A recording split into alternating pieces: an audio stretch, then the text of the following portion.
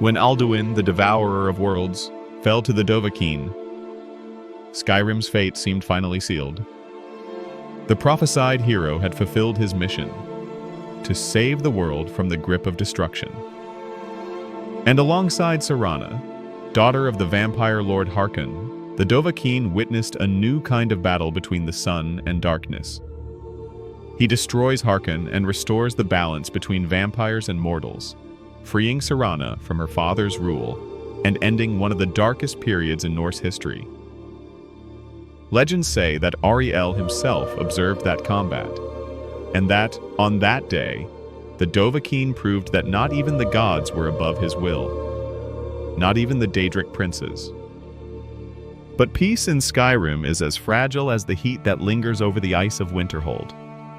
When the winds shifted, cultists emerged bearing the name of a new enemy, Miraak, the first Dragonborn. And so, the hero journeyed to the icy, ash-filled island of Solstheim, where past and destiny would collide. Upon arriving on the island, he entered the Daedric domain of Apocrypha, delving into the depths of Hermias Mora, the Daedric lord of forbidden knowledge. There, the Dragonborn faced the greatest reflection of what he could become. Miraak was a man corrupted by power, a slave to his own ambition. The duel between them was both physical and spiritual, a clash between freedom and control, largely marked by shouts. And when silence returned, only the last Dragonborn remained standing. Hermias Mora, choosing the Dragonborn as his new champion, did not imprison him in Apocrypha as he did with Miraak, but set him free to wander the plains. And when the time came to serve him, the Daedric prince would summon the Dragonborn without fail.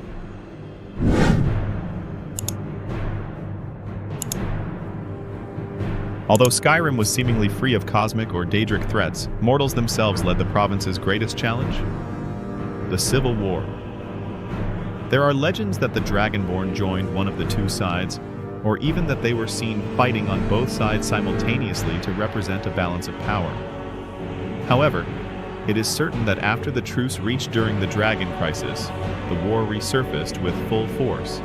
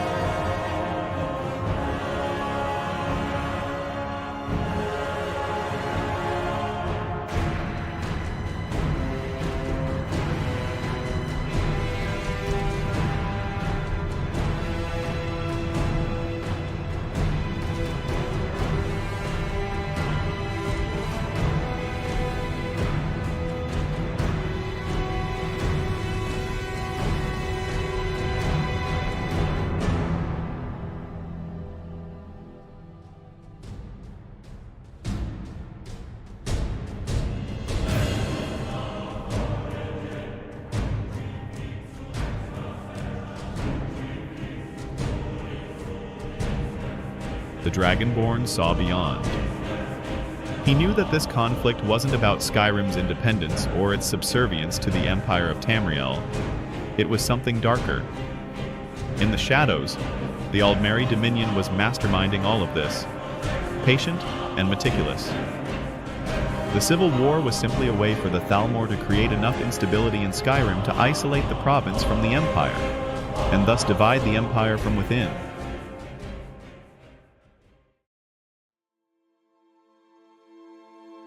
The Dragonborn himself summons the war leaders to High Hrothgar again, and together with the Greybeards and Blades, he suggests a new truce, this time not because of Alduin, but because of the threat of the Aldmeri Dominion itself.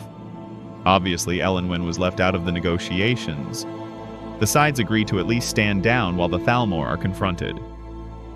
Although Tullius knew this would symbolize the beginning of a new war against the Dominion on a continental scale, something had to be done, as the Altmer kept coming. Ulfric Stormcloak is reluctant to cooperate with the Empire, but his hatred of the Thalmor is even greater. His appreciation for a nod hero like the Dragonborn would not allow him to refuse either. He chooses to adhere to the truce, but makes it clear that this does not mean he will join the Empire or be an ally of Tullius in any way.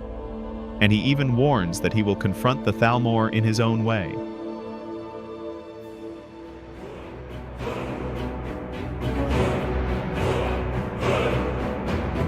The Dragonborn joins Imperial troops and Stormcloaks under his banner and leads a massive assault on the Thalmor embassy area, where, unsurprisingly, an elven detachment awaits them.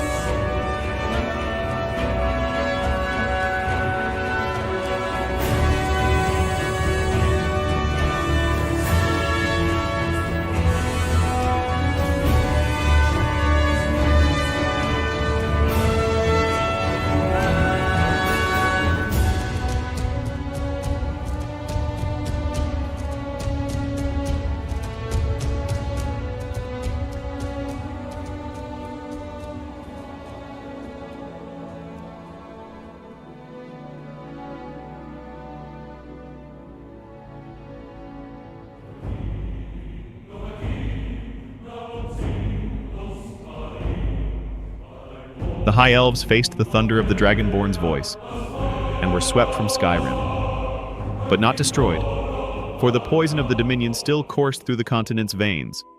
Knowing this, the Dragonborn announced that he would help only as needed temporarily.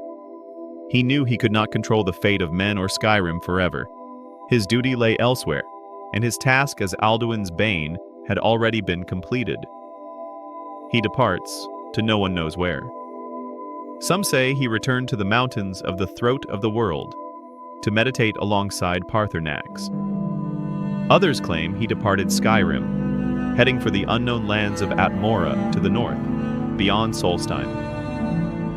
Some sources claim he was seen with the Skal Nords on Solstheim, or in the ancient temple of Miraak. There are still those who believe he ascended as a dragon, the embodiment of his soul.